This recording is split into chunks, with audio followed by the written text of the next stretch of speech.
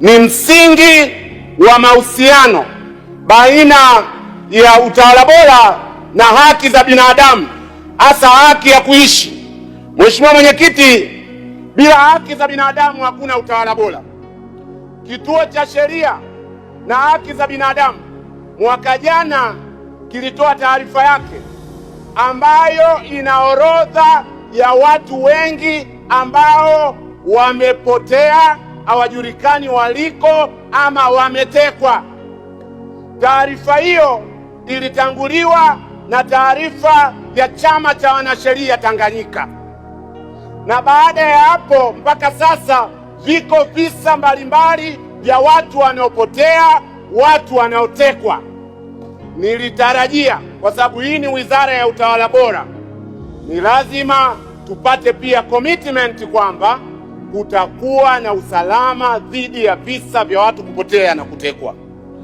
Na ushauri wangu kwa serikali, orodha ya watu wanaotajwa, Balozi Humphrey Polepole, ndugu yetu Mlai na watu wengine wote waliotajwa katika ripoti zile, kwa ajili ya muda siwezi kuwataja wote, ni lazima tupate majawabu ya serikali. Pawe na uchunguzi huru dhidi ya watu wote waliopotea na kutekwa Tanzania.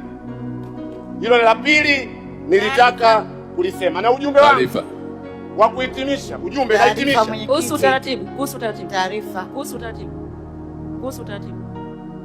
Mheshimiwa Katibu, taarifa. Asante Mheshimiwa Mwenyekiti, pamoja na mchango mzuri wa Mheshimiwa mbunge na nikiheshimu pia taaluma yake, amezungumzia kuhusiana na masuala ya kesi za TAKUKURU, lakini vivyo hivyo amezungumzia kuhusiana na mwenendo wa kesi za jinai. Naomba nimpe taarifa nikitambua kwamba pia ni wakili msomi.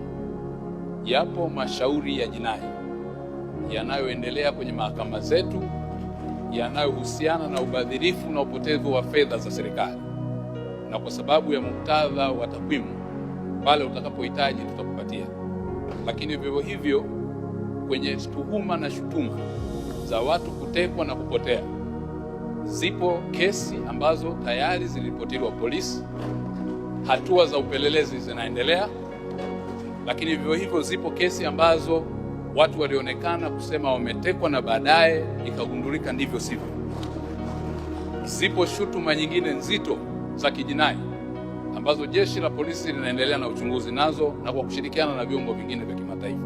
Kwa masuala haya, ikiwa ni pamoja na kesi zilizopelekwa mahakamani, unafahamu msingi wa sheria unatutaka kwenye mashauri ambayo yanaendelea mahakamani hayawezi kuzungumziwa, pamoja na kutambua kwamba tunayo sheria ya haki, kinga na madaraka ya bunge.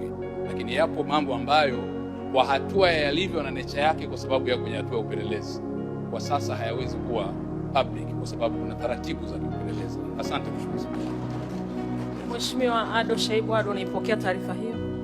Siipokei taarifa hiyo, na nitahitimisha kwa ajili ya muda. Nitahitimisha, naamini kwamba nitalindwa. Nahitimisha dakika moja tu mwenyekiti, nahitimisha. Siipokei kwa sababu hoja yangu mimi siridhiki na uchunguzi wa kawaida wa kijinai. Nataka pawe na utaratibu wa Judicial Commission of Inquiry, uchunguzi huru, ili tujue Polepole yuko wapi, tujue Deus Soka yuko wapi. Sasa ujumbe wangu, muda wako umeisha. Ujumbe wangu mwenyekiti, nimeongea kwa dakika 3 nikisimamishwa dakika 1, naomba mwenyekiti, ili nitoe ujumbe.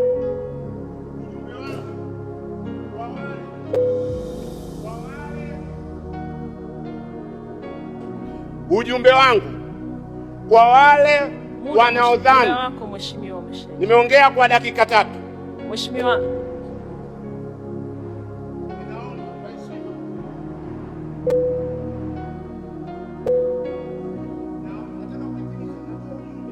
Mheshimiwa Ado, muda wako umeisha.